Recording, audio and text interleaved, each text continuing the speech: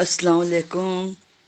Health آبشار کی جانب سے طبیب اعظم نور مجسم کی کتاب میں سے آج ہم آپ کو لام سے لہسن کے بارے میں مفید معلومات فراہم کریں گے۔ آپ کی میزبان رشیدہ سلیمان۔ پیارے نبی کی پیاری باتیں۔ لہسن قدیم نباتات میں شامل ہے۔ پاکستان، ہندوستان کے کھانوں میں گوشت کی مخصوص بو کو ختم کرنے کے لیے استعمال کیا جاتا ہے۔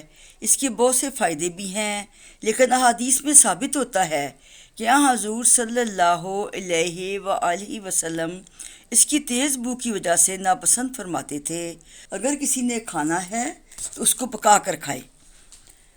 رسول کریم صلی اللہ علیہ وآلہ وسلم کے پاس بطور فدیہ کچھ کھانا آیا جس میں لہسن تھا، تو آپ وسلم نے حضرت ابو ایوب انصاری رضی اللہ کو بھیج دیا۔ تو ابو ایوب رضی اللہ نے عرض کیا، یا رسول اللہ، آپ تو اسے ناپسند کرتے ہیں اور میری طرف اسے بھیج کر کھانے کی دعوت دیتے ہیں۔ آپ وسلم نے فرمایا، میں ذات اقدس سے سرگوشی کرتا ہوں جس سے تم نہیں کرتے۔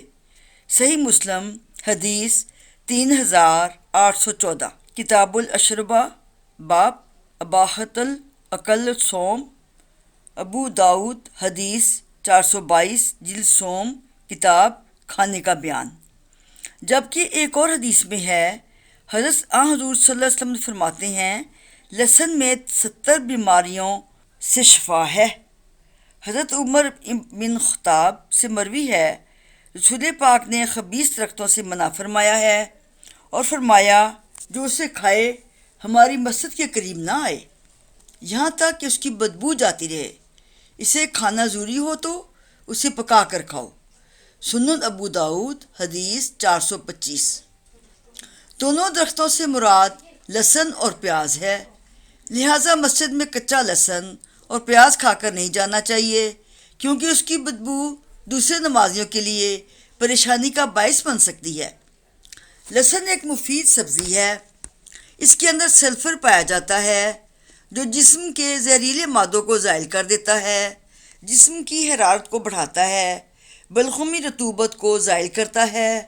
روزانہ لہسن کی ایک کلی کو باریک کاٹ کر دہی میں ملا کر استعمال کرنے سے آپ کا کولیسٹرول نارمل رہے گا، جسم کی بادی بھی رفتہ رفتہ ختم ہو جائے گی۔ اگر آپ لہسن کی کلی کو چھلکی سمیت توے پر سینک کر باریک کاٹ لیں اور اسے ڈبل روٹی یا روٹی کے لقمے میں رکھ کر کھائیں تو یہ عمل کرنے سے اس کی بدبو ختم ہو جائے گی، اس کی غذائیت میں فرق نہیں آئے گا۔ یہ قبض کشا اور پیشاب آور ہے۔ اگر اسے باریک پیس کر سانپ، بچھو یا زہریلے کیڑے کے کاٹنے والے حصہ پر لگایا جائے تو فائدہ مند ہوتا ہے، لیکن ایسی صورت میں ڈاکٹر سے رابطہ ضرور کریں۔ ٹھنڈ لگنے میں اس کے تیل کو گرم کر کے ہلکے ہاتھ سے سینے پر لگائیں اور جسم کو گرم رکھیں۔ حکیم حضرات اس کا سرما شہد میں ملا کر بناتے ہیں، جسے کھوکھلی داڑھ میں رکھنے سے داڑھ ریزہ ریزہ ہو کر نکل جاتی ہے۔ یہ دانتوں کے درد میں بھی فائدہ مند ہے۔ اگر 2 گرام لہسن کا سفوف ایک چھوٹا چمچ شہد میں ملا کر نیم گرم پانی کے ساتھ استعمال کیا جائے تو سینے کی بلغم اور پیٹ کے کیڑوں کو نکالتا ہے۔ برس کے سفید داغ کے لیے اگر اسے شہد میں ملا کر لگایا جائے تو افاقہ ہوگا۔ لہسن کی بو دور کرنے کے لیے برگ، سلاد یا سبز الائچی کا استعمال کیا جاتا ہے۔